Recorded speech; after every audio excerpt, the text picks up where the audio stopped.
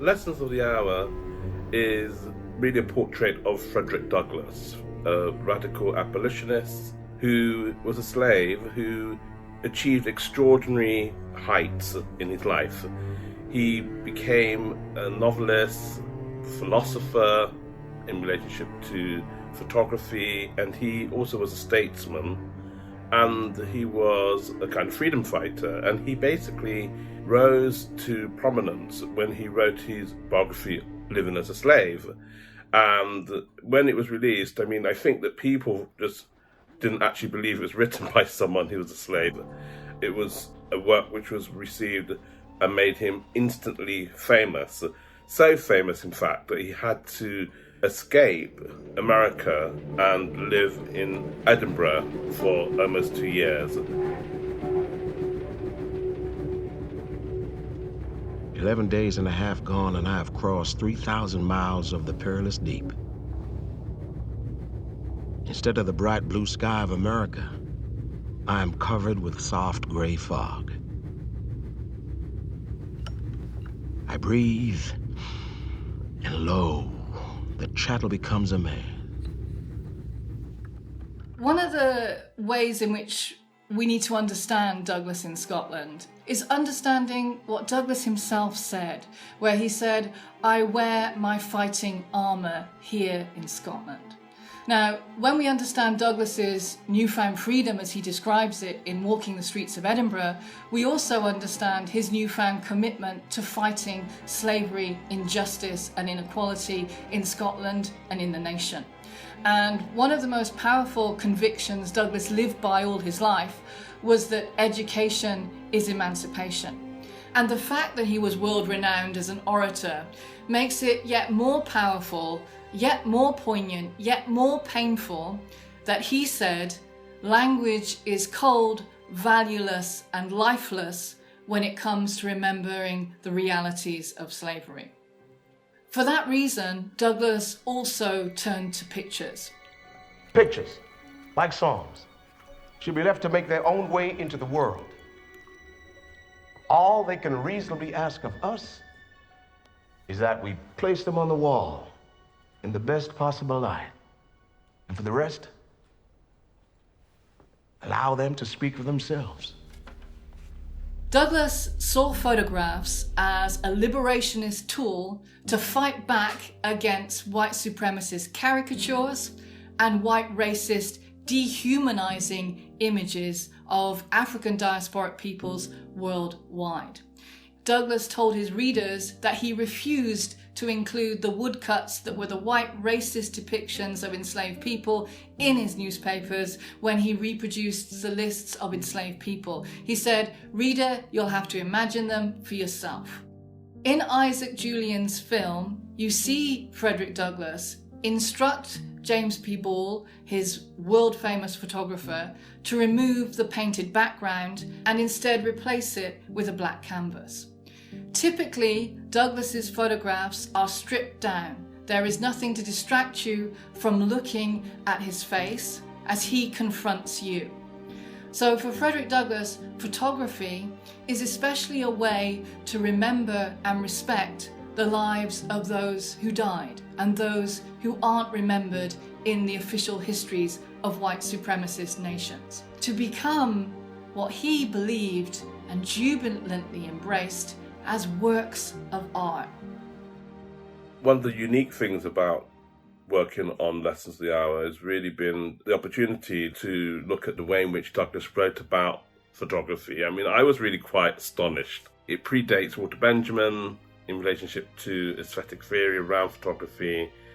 And in a way, I think this was something of a kind of link to my own practice, because I'm involved, of course, in both photography and image making, and I'm really attracted to it in the both aesthetic and philosophical sense.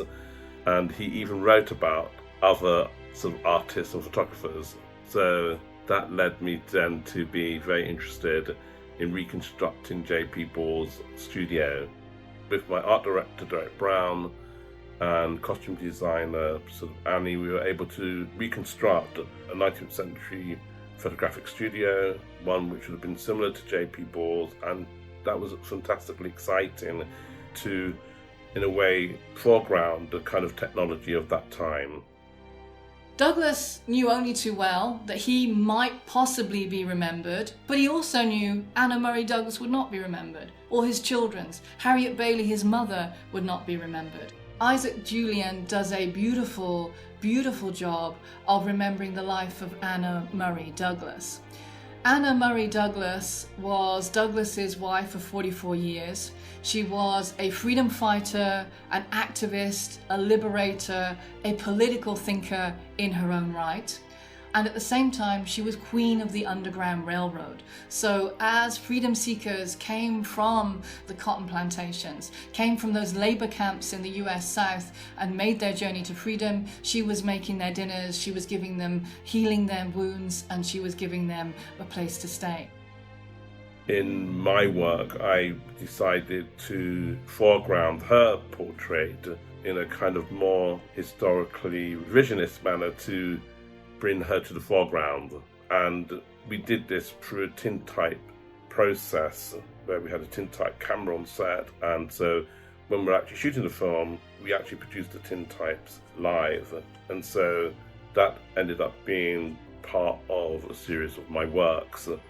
So in the work you have 19th century photography, photographic works which are sort of more contemporary but relate more to a kind of painting of that particular period. And then, of course, you have the film itself, which is a 10-screen work, which emulates the way in which a salon hang might have been a sort of visitation for someone like Douglass, and I've translated that into screens.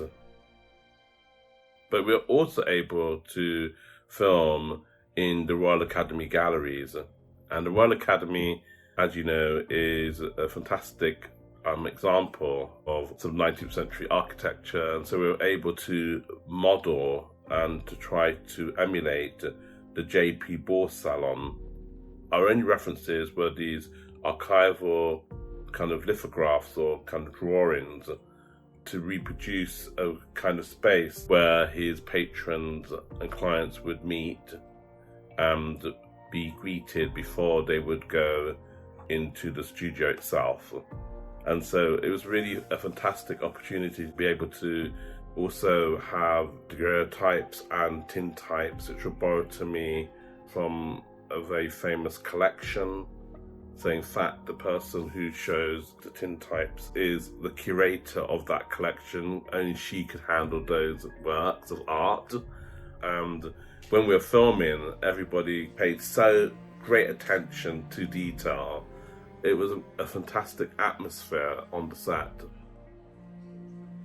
What is so powerful in Isaac Julien's film is understanding Douglass's lifelong commitment to fighting for liberation in Scotland. In the time that Douglass was here, he and those two white abolitionist women, Jane and Eliza Wigham, had an incredible idea. They looked at Arthur's Seat and they thought, here is how we write the freedom struggle into the very landscape of Scotland. And so at a very early hour in May in 1846, they take their stones and staves and their sticks and their wire, and as Douglass describes it, we tried very carefully not to wake anyone in the house, and they walk up to Arthur's Seat, out onto Salisbury Crags, and what they start to do is carve out into the very land of the mountain, send back the money. Now, what Douglass was campaigning against was the fact that free church ministers, like Thomas Chalmers and others, had gone to Louisiana and they had sought money from human traffickers in blood in Louisiana. Of course, human white greed is human white greed, and Douglass understood that this campaign had very little chance of success. And later he writes and says, "We didn't succeed in sending back the money, but we succeeded in setting Scotland on fire with anti-slavery agitation."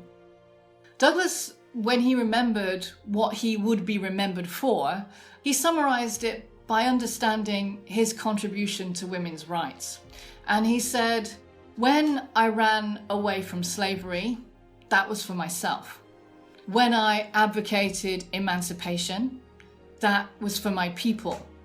When I supported women's suffrage, self was out of the question, and I felt a little nobility in the act.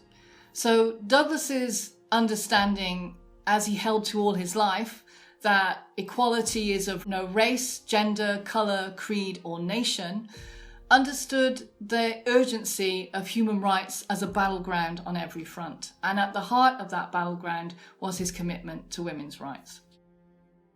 I think one of the exciting things about making Lessons of the Hour is really trying to get Frederick Douglass's words to resonate with the present. And I think there's a way in which his writing speaks so much about our current crises that we are inhabiting. Richard Douglass was living in the 21st century. He might be very surprised that some of these things are still going on.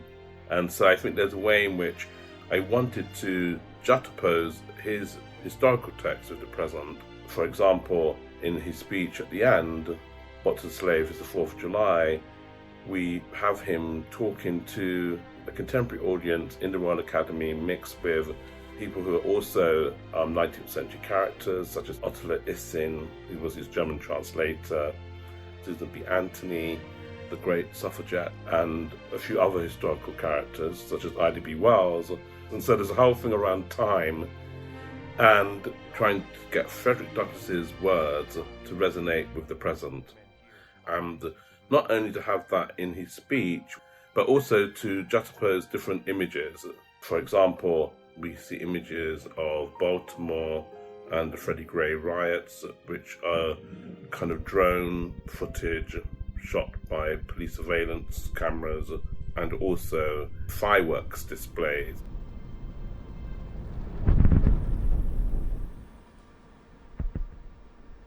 What to the American slave is your 4th of July? I answer, a day that reveals to him more than all the other days in the year the gross injustice and cruelty to which he is the constant victim.